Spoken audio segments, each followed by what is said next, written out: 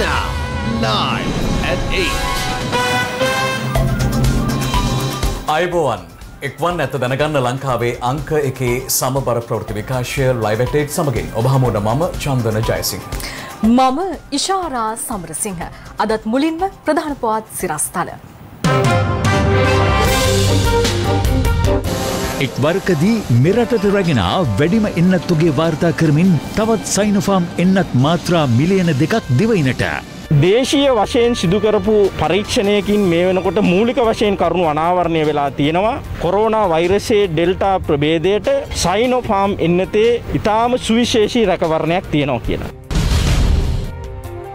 ශ්‍රී ලංකා නිදහස් පක්ෂ පොහොට්ටු ගැටුම දුරදිග යන ලකුණු.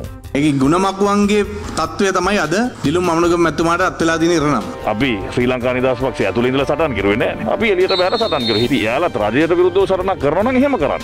අපිට පක්ෂයක් විදියට ප්‍රශ්න තියෙනවා. අපි ඒ සඳහා බලාපොරොත්තු වෙනවා ඉදිරියේදී ජනාධිපතිතුමා හමු වෙලා විසඳුමක් ලබා ගන්න.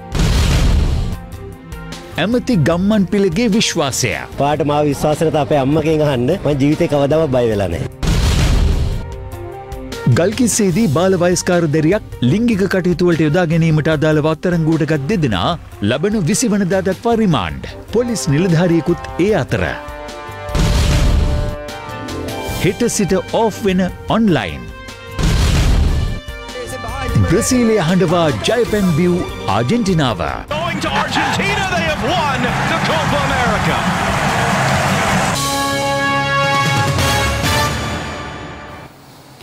එක්වරකට මෙරටට ලැබුණු වැඩිම COVID-19 මර්ධන එන්නත් මාත්‍රා තොගය අද දිවයිනට රැගෙන ආවා. එලෙස ගෙන සයිනෝෆාම් එන්නත් මාත්‍රා ප්‍රමාණය මිලියන 2ක්. මේ අතර අදත් COVID-19 ආසාදිතයන් 1492 දෙනෙකු මෙරටින් හඳුනාගත් බව යුද හමුදාපති ජෙනරල් ශවේන්ද්‍ර සිල්වා මහතා පැවසුවා. ඒ අනුව මෙරට සමස්ත COVID-19 ආසාදිතයන් සංඛ්‍යාව 2,74,523ක්. COVID-19 මර්ධනය සඳහා යොදා ගැනෙන සයිනෝෆාම් එන්නත් මාත්‍රා මිලියන 2ක් අදාළියම මෙරටට රැගෙන ආවා. ඉන් එන්නත් මාත්‍රා මිලියනක් රැගත් පළමු ගුවන් යානය චීනී බීජිං නුවර සිට කටුනායක ජාත්‍යන්තර ගුවන් තොටුපළට ළඟා වූයේ අදාළියම 5:10ට පමණ. ඒ ශ්‍රී ලංකන් ගුවන් සේවයට ඇත් UL 869 දරන ගුවන් යානයෙන්. අනතුරු UL 885 දරන ගුවන් යානය තවත් එන්නත් මාත්‍රා මිලියනයක් රැගෙන උදෑසන 6:40ට කටුනායක ජාත්‍යන්තර ගුවන් තොටුපළට ළඟා වුණා. පසුව එම එන්නත් තොගේ කොළඹ මධ්‍යම එන්නත් ගබඩාව වෙත රැගෙනීමටයි පියවර ගැනුණේ. මෙම සයිනෝෆාම් එන්නත් තොගෙන් වැඩිම ප්‍රමාණයක් ගම්පහ දිස්ත්‍රික්කයට වෙන් කර ඇති අතර එම ප්‍රමාණය ලක්ෂ 5ක්. කළුතර දිස්ත්‍රික්කයට එන්නත් මාත්‍රා ලක්ෂ 3ක් සහ කොළඹ සහ කුරුණෑගල දිස්ත්‍රික්කවලට ලක්ෂ 2 බැගින් වෙන් කර තිබෙනවා. මීට අමතරව ගාල්ල මාතර හම්බන්තොට අනුරාධපුර නුවරඑළිය රත්නපුරේ බදුල්ල සහ මාතලේ දිස්ත්‍රික්කවලට එන්නත් මාත්‍රා ලක්ෂය බැගින් වෙන් කර ඇති බවයි සෞඛ්‍ය අංශය පැවසුවේ. අද දිනේ ඇතුළතම මේ බෙදා හැරීමේ කටයුතු සිද්ධ වෙනවා. අප බලාපොරොත්තු වෙනවා මේ ලැබුණු එන්නත් මාත්‍රා ලක්ෂ 20 හෙට දිනේ සිටම එන්නත් කරන වැඩපිළිවෙල සඳහා යොදා ගන්න. වගේම ඊළඟ සතියේත් අප බලාපොරොත්තු වෙනවා තවත් ඒ හා සමානම එන්නත් ප්‍රමාණයක් අපේ රටට ලැබේ කියලා. මේ අතර බස්නාහිර පළාතේ වයස අවුරුදු 30ට වැඩි පුද්ගලයන් සඳහා කොවිඩ් මර්ධන එන්නත ලබා දීමේ වැඩසටහන් අදත් ක්‍රියාත්මක වුණා. අප වාර්තාකරුවන් පැවසුවේ බස්නාහිර පළාතේ ස්ථාන කිහිපයකදීම එන්නත් ලබා දීම අදත් සිදු කරනු බවයි. මීට අමතරව බස්නාහිර පළාතෙන් පිටත වයස අවුරුදු 60 ඉක්මවන්ට එන්නත් ලබා දීමේ වැඩපිළිවෙලද අදත් ක්‍රියාත්මක වුණා. දේශීය වශයෙන් සිදු කරපු පරීක්ෂණයකින් මේ වෙනකොට මූලික වශයෙන් කරුණු අනාවරණය වෙලා තියෙනවා. කොරෝනා වෛරසයේ ඩෙල්ටා ප්‍රභේදයට සයිනෝෆාම් එන්නතේ ඉතාම සුවිශේෂී රැකවරණයක් තියෙනවා කියලා. මේ සම්බන්ධයෙන් තොරතුරු මම හිතනවා මේ සතියේ බදාදා බ්‍රහස්පතින්ද වෙනකොට රටට ලෝකයට එළි දක්වයි කියලා. විශේෂයෙන්ම සයිනෝෆාම් එන්නත් ලබාගත් අයට මං හිතන්නේ විශේෂ රැකවරණයක් මේ ඩෙල්ටා ප්‍රභේදය සඳහා තියෙනවා කියන සුබ පණිවිඩය සතුටුදායක පණිවිඩය මම දෙන්න කැමතියි. මේ වන විට AstraZeneca Covishield, Sinopharm, Sputnik V සහ ෆයිසර් යන එන්නත් වර්ග 4 කොවිඩ් මර්ධනය සඳහා මෙරට භාවිතයට ගැනෙන අතර ඉන් කුමන හෝ එන්නතක එක් මාත්‍රාවක් ලබා දුන් සමස්ත පුද්ගලයන් සංඛ්‍යාව 39,7253ක්. පුද්ගලයන් 14,23,239 දෙනෙකුට එන්නත් මාත්‍රා දෙකම ලබා දී ඇති බවයි සෞඛ්‍ය අංශය පැවසුවේ. කොවිඩ් මර්ධන එන්නත් මාත්‍රා දෙකම ලබාගත් ජනතාව වෙනුවෙන් අන්තර්ජාතික වශයෙන් පිළිගන්නා එන්නත් කරන ඩිජිටල් කාඩ් පත ඊයේ හඳුන්වා දුන්නා. ඒ සෞඛ්‍ය අමාත්‍ය අමාත්‍ය පවිත්‍රා වන්‍යාරච්චි මහත්මිය සහ ක්‍රීඩා අමාත්‍ය නාමල් රාජපක්ෂ මහතාගේ ප්‍රධානත්වයෙන් මෙහි පළමු කාඩ්පත පිරිනැමුණේ ජපානයේ ටෝකියෝ නුවර ඔලිම්පික් උළෙල සඳහා පිටත් යාමට නියමිත ශ්‍රී ලංකා කණ්ඩායමේ ශ්‍රී ලංකා ජිම්නාස්ටික් සංගමේ ලේකම් කපිල ජීවන්ත මහතාටයි. මෙම ඩිජිටල් කාඩ්පත ලබා ගැනීම සඳහා වූ අයදුම් පත්‍රය එන්නත් මාත්‍රා දෙකම ලබාගත් සියලුම ශ්‍රී ලාංකිකයන්ට ඉදිරියේදී සෞඛ්‍ය අමාත්‍යාංශ වෙබ් අඩවියෙන් බාගත කරගත හැකි. හැටන් දික්කොයි නගර සභා සීමාවේ සාත්තු නිවාස පාර, දිඹුල වීදිය වටරවුම් පාර, හැටන්, බිංගිරිය සහ ගාමිණීපුර ප්‍රදේශවලින් ආසාදිතයන් 16 දෙනෙකු හඳුනාගන්නා. සෞඛ්‍යංශ පැවසුවේ මොවුන් පෙර ආසාදිතයන්ගේ ආශ්‍රිතයන් බවයි. මේ අතර මෙරටින් වාර්තා වූ COVID-19 ආසාදිත මරණ සංඛ්‍යාව අද 3500 ඉක්මවා ගියා. ඒ තවත් ආසාදිත මරණ 35ක් ඊයේ සිදු වූ බවට සෞඛ්‍ය සේවා අධ්‍යක්ෂ ජනරාල්වරයා අද තහවුරු කිරීමත් සමගයි. අද වාර්තා වූ ආසාදිත මරණ වලින් 18 දෙනෙකු කාන්තාවන් වන අතර සෙසු 17 දෙනා පිරිමි පුද්ගලයන්. ඒ අනුව සමස්ත ආසාදිත මරණ සංඛ්‍යාව 3502ක්. මේ අතර අලව්ව ප්‍රාදේශීය සභාවේ සභාපති සන්ධ්‍යා කුමාර මහතා COVID-19 ආසාදනය වීම හේතුවෙන් මිය ගොස් තිබෙනවා. ඒ ඔහු කොතලාවල ආරක්ෂක විද්‍යාපීඨ ප්‍රතිකාර මධ්‍යස්ථානයේ ප්‍රතිකාර ලබමින් සිටියේදී. මේ අතර මංගල උත්සව පැවැත්වීම සඳහා ලබා දුන් අවසරය සම්බන්ධින් ප්‍රණාමය පළ කිරීමේ මාධ්‍යහමුවක් අද පැවැත්වුණා. මංගල උලෙල ගමු COVID නීතියට දුන් අවසරය පත් නොකරමු හානියට අතහැර බේද සිට ගත් එක පෙළියට මේ තුති පිදුම ඔබ දුන් සහයෝගයට.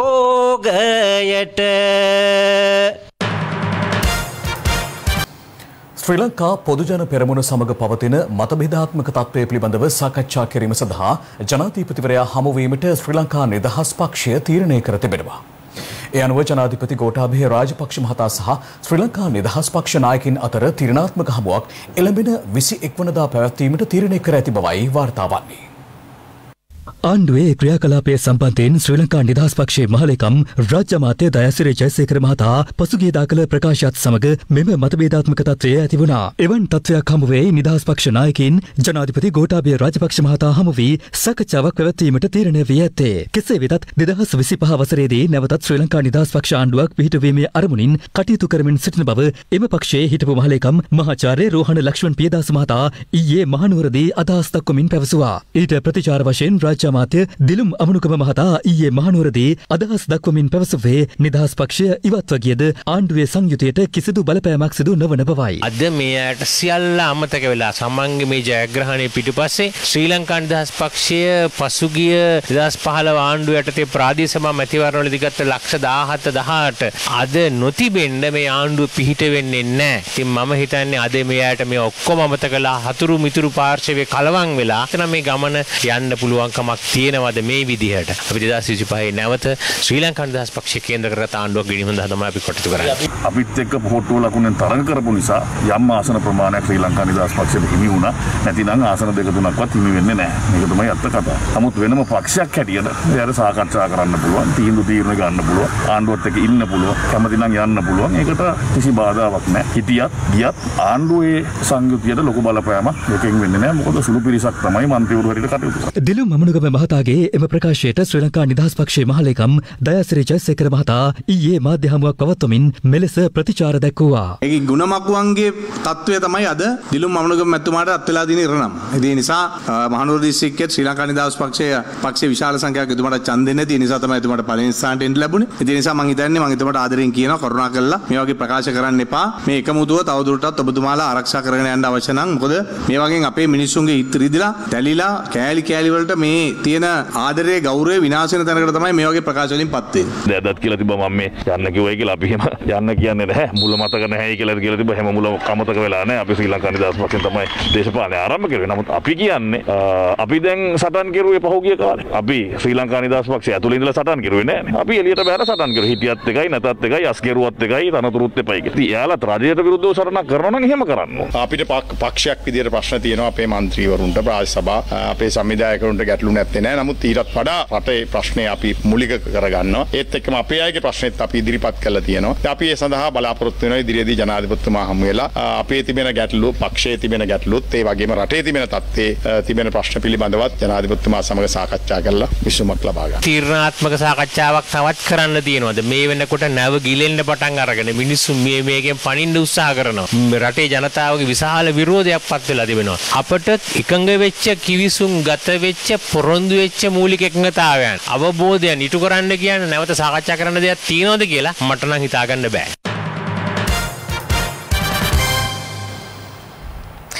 ජනාධිපතිවරයා හා අග්‍රාමාත්‍යවරයා කිසිදු අවස්ථාවක ඉන්ධන මිල වැඩි කරන ලෙසට යෝජනා නොකළ බව අමාත්‍ය ගාමිණී ලොකුගේ මහතා පවසනවා. අමාත්‍යවරයා මේ බව පැවසුවේ අද පැවති වැඩසටහනකින් අනතුරුව මාධ්‍යවේදී නැගූ ප්‍රශ්නවලට පිළිතුරු ලබා දෙමින්. මේ අතර ගාමිණී ලොකුගේ අමාත්‍යවරයාගේ එම ප්‍රකාශයට අද පැවති තවත් වැඩසටහනකින් අනතුරුව අමාත්‍ය උදය ගම්මන්පිල මහතාද පිළිතුරු ලබා දුන්නා. ඉන්ධන මිල වැඩිවීමේදී කවුද වග කියන්න ඕන, තීරණය ගන්නේ කවුද? මුදල් අමාත්‍යවරයා ප්‍රමුඛ කණ්ඩායම. අන්තිමේදී බ්ලේම් එක දැන් මේ පක්ෂ ලේකම්වරයා නියුමත් දෙනවා ඊළාස් වෙන කියන තැනට. ඒක තමයි අපේ පක්ෂේ තීන්දුව. අපේ පක්ෂේ වැඩි දෙනාගේ මතය තමයි තෙල් වැඩි කළ යුතු නැtei කියලා මේ වෙලාවේ. නමුත් අදාළ අමාත්‍යවරයා කල්පනා කරා තෙල් වැඩි කිරීම තමයි මේ වෙලාවේ තියෙන විකල්පය කියලා. ඔබතුමා විහිළු සපයනවානේ. මොකද විහිළු සපයන්නේ? කියා අදාළ මුදල් අමාත්‍යවරයා ඉන්න කාලේ එතුමා තීරණ අරගෙන තියෙනකොට අදාළ විශේෂ භාර අමාත්‍යවරයාට ඒක චෝදනා කරන එක වැරදීනේ. නෑ මම කැබිනට් අමාත්‍යවරයෙක් හැටියට කියන මහින්ද රාජපක්ෂ මහත්මයා කොයි වෙලාවකවත් ඉන්ධන මිල වැඩි කරන්න යෝජනාවක් ගෙන අප කෙනෙක් නෙමෙයි. අදාළ අමාත්‍යවරයා ගෙනහම යා කියන කරුණ වලට ඉඩ දීපු එක වෙනම ප්‍රශ්නයක්. එතුමාවත් ජනාධිපතිතුමාවත් කොයි වෙලාවකවත් තෙල් මිල වැඩි කරන්න ඕනේ කියලා යෝජනා කරේ නෑ. ගාමිණී ලොකුගේ එතුමා මේ තෙල් මිල වැඩි කිරීම සම්බන්ධයෙන් ආණ්ඩුවේ කැමැත්තක් නැතිව ඔබතුමා ගෙනාපු යෝජනාවට පක්ෂව තමයි ක්‍රියාත්මක වුණේ කියලා. එහෙම දෙයක් වුණාද ඇත්තටද? මම ආණ්ඩුව කියලා කියනවා නම් මම හරි සන්තෝෂයි. මම දැනන් හිටියේ නෑ මමයි ආණ්ඩුව කරන්න කියලා. කවුරු හරි එහෙම කියනවා ඒකට සන්තෝෂයි. විශ්වාස බංගිට බයලා පාට මාව විශ්වාස කරලා අපේ අම්මගෙන් අහන්න මම ජීවිතේ කවදාවත් බය වෙලා නැහැ. දැකලා තියෙනවා මගේ මූණේ බයක් එකම එක දවසක. වේදනාව හැමදාම ඉන්නේ මේ වගේම සැලෙමින් තමයි. වර්තමාන ආණ්ඩුව යටතේ ඒකපුද්ගල ණයබරතාව තවත් ඉහළ ගොස් ඇතැයි සමගි ජන බලවේගයේ පාර්ලිමේන්තු මන්ත්‍රී ආචාර්ය හර්ෂද සිල්වා මහතා පවසනවා. ඒ මහතා මේ බව පැවසුවේ අද විපක්ෂ නායක කාර්යාලයේ පැවති මාධ්‍ය හමුවකදී. 2004 එනකොට ණය තිබුණේ රුපියල් බිලියන 2144යි. 14 යනකොට 7486යි. ඒ කියන්නේ 2144 ඉඳලා 5342ක් වැඩි කරගෙන 7486ක් ආවා රුපියල් බිලියන. ඒ කියන්නේ දෙගුණකටත් වඩා වැඩි කරා. ඊට පස්සේ යහපාලන ආණ්ඩුව මේක 7486 ඉඳලා 13031 වෙනකම් වැඩි කරලා තියෙනවා. හරි ඒගොල්ලෝ 5545 සෑහෙන ප්‍රමාණයක් වැඩි වෙලා තියෙනවා ඒ කාලේ. ඒ මාස 60කට රුපියල් බිලියන 5545යි. දැන් මම මේ අලුත් දෙයක් කියන්න තාම මේක මාධ්‍යයේ මේ විද්‍යුත් මාධ්‍යයේ කවුරුත් කියලා නෑ. මාර්තු මාසේ 31 වෙනිදා වෙනකොට රජයේ මුළු ණයබර රුපියල් බිලියන 16053යි. ඒ කියන්නේ මාස 15කට මේගොල්ලෝ ණයබර වැඩි කරගෙන තියෙනවා රුපියල් බිලියන 3022කින්. ඒ කියන්නේ මේ ආණ්ඩුව කාලේ එක පවුලකට ණය වැඩි කරලා තියෙනවා රුපියල් 6,04,400ක්. මාස 15ට.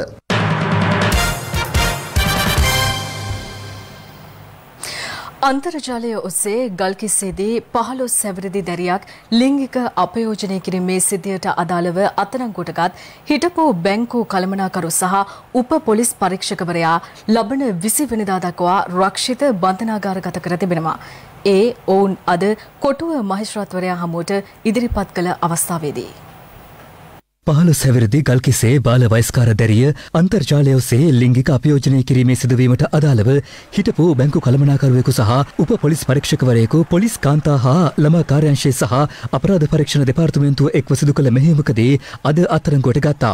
දැරියගේ දුරකථන දත්ත විශ්ලේෂණ වාර්තා විමර්ශනයකින් අනතුරුවයි ඔවුන් දෙදෙනා අත්අඩංගුවට ගෙන ඇත්තේ. අත්අඩංගුවට ගත් සැකකරුවන් දෙදෙනා අද කොටුව මහේස්ත්‍රාත් ප්‍රියන්ත ලියනගේ මහතා හමුවට ඉදිරිපත් කරනු අතර එහිදී ඔවුන් ලබන 20 වෙනි දින දක්වා රක්ෂිත බන්ධනාගාරගත කෙරුණා. එදිනට සැකකරුවන් හඳුනා ගැනීමේ පෙරට්ටුවකට ඉදිරිපත් කරන ලෙසයි මහේස්ත්‍රාත්වරයා නියෝග කළේ. මේ අතර අන්තර්ජාලය ඔස්සේ මිලදීගත් 15 ඇවිරිදි දැරිය ලිංගිකව අපයෝජනය කළ බවට සැකපිට මීට පෙර අත්අඩංගුවටගත් මිහින්තලේ ප්‍රාදේශීය සභාවේ උපසභාපතිවරයා හෘද රෝග පිළිබඳ විශේෂඥ වෛද්‍යවරයා සහ තවත් ව්‍යාපාරිකයින් දෙදෙනෙකු දැඩි අපකොන්දේසි මත පසුගිය 9 වෙනිදා මුදා හැරුණා. දැරිය ලිංගික කටයුතු සඳහා යොදාගත් බම්බලපිටිය මිලාගිරිය පාරේ පිහිටි හෝටලයක කළමනාකරුවෙකු සහ පිළිගැනීමේ නිලධාරියෙකු මෙන්ම දැරිය ලිංගික කටයුතු සඳහා අලෙවි කිරීම සඳහා දැන්වීමක් පළ කළ වෙබ් අඩවියක හිමිකරුද මේ වන විට රක්ෂිත බන්ධනාගාරගත කර තිබෙනවා. ගුරු සහ විදුහල්පති ඇතුළු අධ්‍යාපන සේවයේ වෘත්තීය සමිති රැසක් හෙට සිට ඔන්ලයින් ඉගැන්වීම් වලින් ඉවත් වීමට තීරණය කර තිබෙනවා. ගුරු වෘත්තීය සමිති සඳහන් කළේ පසුගියදා විරෝධතාවයේ නිරත වූ තම වෘත්තීය සමිති නියෝජිතයින් අනෛතිකව රඳවාගෙන සිටීම ඇතුළු කරුණු කිහිපයක් මුල් කරගනිමින් මෙම තීරණයට එළඹි බවයි.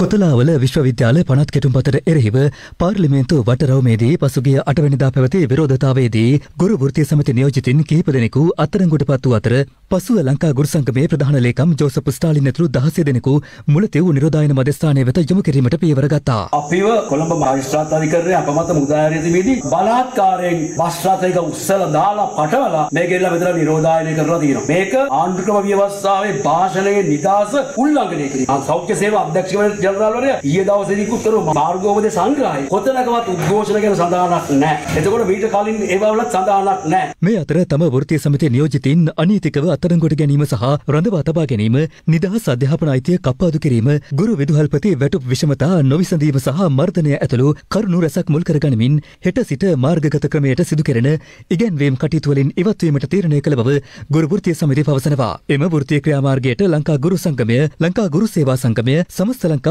එක්සත් ගුරු සංගමය, විදුහල්පති සේවා සංගමය ඇතුළු වෘත්තීය සමිති 14ක් එක්ව සිටිනවා. හෙට ආරම්භ වෙන වෘත්තීය ක්‍රියාමාර්ගයත් සමග දැනට ස්වේච්ඡාවෙන් සිදු කෙරෙන ඔන්ලයින් ඉගැන්වීම් වලින් ඉවත් වීම, උසස් පෙළ විභාග අයදුම්පත් ඔන්ලයින් ඉදිරිපත් කිරීම නතර කිරීම ඇතුළු රාජකාරි වලින් ඉවත් වන බව ගුරු වෘත්තීය සමිතිය අද පැවති මාධ්‍ය හමුවලදී සඳහන් කළා.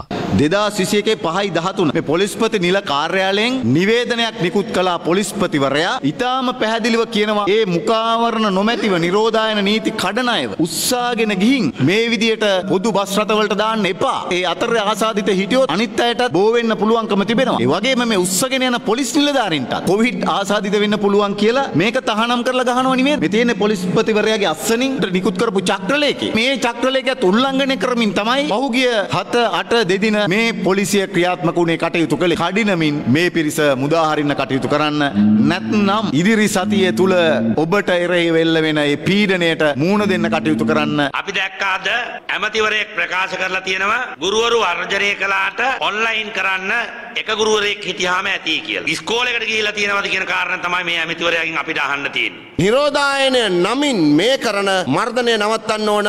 මහා වැඩ වර්ජනයකට නොදුරුවේම යනවයි කියන එක අපි ආණ්ඩුවට මතක් කරන්න ඕන.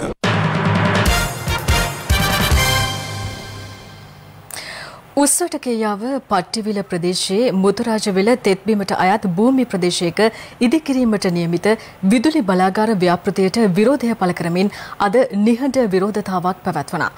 මේ විරෝධතාවට බෝපිටිය පමුණුගම අවට වසම් 17ක ජනතාව එක්ව සිටියා. මුතුරාජවිල සුරැකීමේ අගරදගුරු කමිටුව විසින් බෝපිටිය ශාන්ත නිකොලස් දේවස්ථානයේ කේන්ද්‍ර කරගනිමින් අද පෙරවරුවේ මේ විරෝධතාව සංවිධානය කර තිබුණා. මේ සඳහා බෝපිටිය පමුණුගම මිසම් 17ක කතෝලික පියතුමන්ලා හා ජනතාව එක්ව සිටියා. අනතුරුව විරෝධතා පෝරු සහ දේව ප්‍රතිමාව රැගත් රථයක් ප්‍රදේශයේ වීදි සංචාරය කළා. එහිදී විරෝධතා පෝරු රැගත් ප්‍රදේශවාසීන් මාර්ගය දෙපසට වී මෙලෙස සිය විරෝධය පළ කළා. ගංවතුර පාලනය කරන්නට තිබෙන හොඳම තෝතැන්න තමයි මේ මුතුරාජවිල මඩගොහරුවක් කියලා බොහෝ අය කියයි. නමුත් මේ මඩගොහරුවෙන් තියෙන ප්‍රයෝජනය මං හිතන්නේ වචන වලින් මුදලට සීමා කරන්න බැරි තරම් ඉතා වටිනා කරන සම්පතක්. ඒ නිසා අපි ජනතාවට කියනවා මේ වෙනුවෙන් හඬක් නගන්න. සෞඛ්‍ය මාර්ගෝපදේශයන්ට අනුව තවදුරටත් සංචරණ සීමා ලිහිල්වීමත් සමග හෙට දින සිට ධාවනය කරන දුම්රිය සහ බස් රථ සංඛ්‍යාව ඉහළ දමා තිබෙනවා. එහෙත් පළාත් අතර සංචරණ සීමා තවදුරටත් ක්‍රියාත්මක බැවින් ගමනාගමනය සිදු කළ හැකි වන්නේ අත්‍යවශ්‍ය සේවාවන් සඳහා පමණක් බවයි පොලිස් මාධ්‍ය ප්‍රකාශක ජ්‍යෙෂ්ඨ නියෝජ්‍ය පොලිස්පති අජිත් රෝහණ මහතා ප්‍රකාශ කළේ. සෞඛ්‍ය මාර්ගෝපදේශ මගින් තවදුරටත් සංචරණ සීමා ලිහිල් කිරීමට සෞඛ්‍ය සේවා අධ්‍යක්ෂ ජනරාල්වරයා විසින් ඊයේ දින පියවර ගන්න ලැබුවා. ඒ අනුව දුම්රිය හා බස් රථ සේවාවන් හෙට දින සිට ඉහළ නැංවීමට කටයුතු යොදා තිබෙනවා. ප්‍රධාන මාර්ගයේ දෛනිකව දුම්රිය ගමන්වාර 36කුත්, මුහුදුබඩ මාර්ගයේ දෛනිකව දුම්රිය ගමන්වාර 42කුත්, කැලණිවැලි මාර්ගයේ දෛනිකව දුම්රිය ගමන්වාර 10කුත්, හලාවත මාර්ගයේ දෛනිකව දුම්රිය ගමන්වාර 15කුත් වශයෙන් දුම්රිය ගමන්වාර 103ක් හෙට දිනේ සිට ධාවනයට එක් කිරීමට කටයුතු කරලා තියෙනවා. අපි බස් රථ 3500ත් 4000ත් අතර ප්‍රමාණයක් මේ වනට සැලසුම් කරලා තියෙනවා යොදවන්න. ඊට අමතරව අන්තර් පළාත් වල ධාවනය කරන ලද බස් රථ 1500 2000ත් අතර ප්‍රමාණයක් තියෙනවා. ඒ බස් රථ ප්‍රමාණයත් ප්‍රාදේශීය මට්ටමේ ධාවනය සඳහා යොදවන්නට අපිට මේ වනට හැකියාව පවතිනවා. මේ අතර සෞඛ්‍ය මාර්ගෝපදේශ සහ නිරෝධායන නීති කඩකල පුද්ගලයන් 214 දෙනෙකු ඊයේ දිනේ තුල අත්අඩංගුවට බව පොලිස් මාධ්‍ය ප්‍රකාශක ජ්‍යෙෂ්ඨ නියෝජ්‍ය පොලිස්පති අජිත් රෝහණ මහතා සඳහන් කළා. පළාත් අතර සංචරණ සීමා කඩ කරමින් බෙලියත ගොඩකුඹුර ප්‍රදේශයේ ශාන්ති කර්මසානයක් වෙත ගොස් සිටි පුද්ගලයන් 20 දෙනෙකුට දැඩිව අවවාද කිරීමට පොලිසිය ක්‍රියා කරනු ලැබුවා. සම්මත සෞඛ්‍ය නීතිනේ යන ක්‍රියාත්මක වෙන්නේ. ඒවොල්ලෝ ඒව නොසලකා මේව තවදුරටත් පවත්වා යනකොට කොළඹ කඩියත් ඇවිල්ලා ඉන්නේ. දඹුල්ල මහජන සෞඛ්‍ය පරීක්ෂක නිලධාරීන් සහ නගරාධිපතිවරයා ඇතුළු පිරිසක් එක්ව දඹුල්ල නගරයේ නිරෝධායන නීති කඩ කරන පුද්ගලයන් සොයා වැටලීමක් සිදු කරනු ලැබුවා. පොලේ සභාපතිතුමා ඔයා මාස්ටික මේ අරගෙන මේවා පොලේ සභාපතිතුමාද මේ? පොලේ සභාපතිතුමා. නෑ මෙයාලා නිරෝධායනය කරනවා. සියලු ධම්ම රජන ස්වරූප. දවස් 14 ගන්න බැලියට. මේ අතර නගරයේ විලන්සල් පරීක්ෂා කිරීමද සිදු කෙරුණා. මේ නිෂ්පාදන දිනේ කවද්ද තියෙන්නේ? 2021 8 2. මේ මොන මාසෙද? මේ මොන මාසෙද? මේක 7 නේ. ඒක 8 වෙලා නැහැ නේ තාම. පසුව වෙළඳසැල් හිමියාට සහ කුකුල් මස් ව්‍යාපාරිකයාට එරෙහිව නඩු පැවරීමට පියවරගත් බවයි මහජන සෞඛ්‍ය පරීක්ෂකවරයා කියා සිටියේ. සංචරණ සීමා තවදුරටත් ලිහිල් කරමින් ඊයේ දින ප්‍රකාශයට පත් කරනු ලැබූ සෞඛ්‍ය මාර්ගෝපදේශ මාලාවත් සමග බොහෝ ජනතාව ආගමික ස්ථාන ඇතුළු අනෙකුත් පොදු ස්ථානවලට වැඩි වශයෙන් පැමිණ සිටි අයුරුද අද දැකගත හැකි වුණා. මේ අතර සංවිධානාත්මක අපරාධ සහ මද්‍රව්‍ය ජාවාරම් මැඩලීම සඳහා විශේෂ මෙහෙයුම් ඒකකයක් පිහිටුවා ඇති බව පොලිස් මාධ්‍ය ප්‍රකාශක ජ්‍යෙෂ්ඨ නියෝජ්‍ය පොලිස්පති අජිත් රෝහණ මහතා ප්‍රකාශ කළා. මේ රටේ සිදුවන කප්පම් ගැනීම, ඒ වගේම මද්‍රව්‍ය වලට අදාළ වැරදි සහ ළමා හා කාන්තාවන්ට සිදුවන වැරදි පිළිබඳව විශේෂ මෙහෙයුම් දියත් කිරීමට ශ්‍රී ලංකා පොලිසිය ඉදිරියේදී බලාපොරොත්තු වෙනවා. විශේෂ විහිදුම් ඒකකයක්, ඒ වගේම ඒ සම්බන්ධයෙන් කටයුතු කිරීමට නූතන තාක්ෂණය උපයෝග කර ගැනීමට ශ්‍රී ලංකා පොලිසිය විසින් ඉදිරියේදී කටයුතු කරනු ලබනවා. පොලිස් විශේෂ කාර්ය බළකා නිලධාරීන් මිරිහාන තලපත් පිටිය ප්‍රදේශයේ සිදු කළ වැටලීමකදී ප්‍රධාන පෙළේ මද්‍රව්‍ය ජාවාරම්කරුවෙකු වන වෙඩිපිටියේ කොටදාය නැමැති පුද්ගලයාගේ ඥාති සහෝදරයෙක් අත්අඩංගුවට ගන්න ලැබුවා. අදාළ පුද්ගලයාගේ නිවසේ උඩුමහලේ පවත්වාගෙන ගිය ගංජා පැල තවානක් සහ හැෂ් මද්‍රව්‍ය සමග මෙරට භාවිතයට තහනම් විදේශ රටක නිෂ්පාදිත දුම්වැටි තොගයක්ද සොයා ගැනීමට හැකි වුණා. නවගම කොරතොට ප්‍රදේශයේදී වරෙන්තු 17ක් සහ නඩු 32කට අවශ්‍යව සිටි 49 හැවිරිදි කාන්තාවක් නවගම පොලිසිය මගින් අත්අඩංගුවට ගෙන තිබෙනවා. ජපානයේ රැකියාව ලබා දෙන බව පවසමින් මෙම කාන්තාව විසින් පුද්ගලින් රැසකගෙන් මුදල් ලබාගෙන ඇති බවටද තොරතුරු අනාවරණය වී ඇති බව පොලිසිය සඳහන් කළා. නිරෝධායනට ලක් කර සිටින පුද්ගලයන් රඳවා සිටින පැරණි බෝගම්බර බන්ධනාගාරයේ රාජකාරී සඳහා යොදවා සිටි බන්ධනාගාර නියාමකවරයෙකු ඊසි කෑෂ් ක්‍රමය මගින් මුදල් ලබා ගැනීමේ චෝදනාවක් සම්බන්ධයෙන් විමර්ශන ආරම්භ කර තිබෙනවා. අදාළ බන්ධනාගාර නියාමකවරයා නිරෝධායනට ලක්ව සිටින පුද්ගලයෙකුගෙන් රුපියල් 9000ක් ලබාගෙන ඇති අතර ඒ හේතුවෙන් ඔහුගේ වැඩතහනමට ලක් කර ඇති බවයි බන්ධනාගාර මූලස්ථානය ප්‍රකාශ කළේ. Live at 8. හසලක මහගල ඉන්න ප්‍රදේශයේදී මද්දකට හසුවීමෙන් කොටියෙකු මිය ගොස් තිබෙනවා. ගම්වාසීන් චෝදනා කළේ වනජීවී නිලධාරීන්ගේ නොසැලකිල්ල හේතුවෙන් මෙම කොටියා මිය ගොස් ඇති බවයි. හසලක මහගල ඉන්න ප්‍රදේශීය පුද්ගලයෙකු කොටියෙකු මද්දකට සිරවී සිටින අයුරු අද අලුයම 5:30ට පමණ දැක තිබෙනවා. පසුව ඔහු ඒ පිළිබඳ හසලක වනජීවී කාර්යාලයට දැනුම් දීමට පියවරගෙන තිබුණා. පැයකට පමණ පසු හසලක වනජීවී නිලධාරීන් එම ස්ථානයට පැමිණි අතර පසුව ඔවුන් ක්‍රියා කර ඇත්තේ වනජීවී වෛද්‍යවරයෙකු එම ස්ථානයට කැඳවීමටයි. අදාළ වෛද්‍යවරයා රන්දනිකල ප්‍රදේශයේ සිට පැමිණි අතර ඔහු එන අතරමඟ වාහනයේ කාර්මික දෝෂයකට ලක්ව ඇති බවයි පැවසෙන්නේ. කෙසේ වෙතත් වනජීවී වෛද්‍යවරයා පසුව එම ස්ථානයට පැමිණි අතර ඒ වන විටත් කොටියා මියගොස් තිබූ බව අප වාර්තාකරු සඳහන් කළා.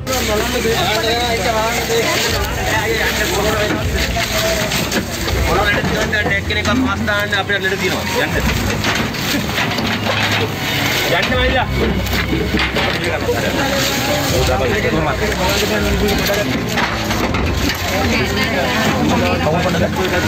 මේ ලං වෙන්න එපා. පාන්දර පාට කෝල් කරේ. අවුරු ගණන් ගත්තා. ඔකට ඇක්ෂන් ගත්තා නේ. දැන් ඔයා මෙතන වෙන කාර්යයක් ගන්නවා. ඉතින් ආවේ නෑ. ගණන් ගත්තා. සභා ගණන් ගත්තා. අරලා දාගන්න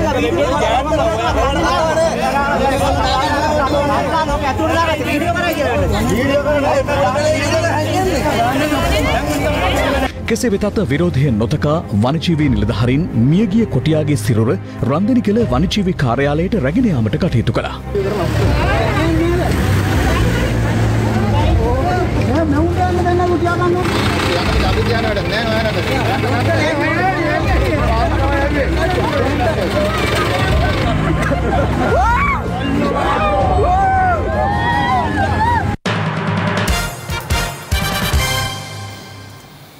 දැන් රටවටින් අටට.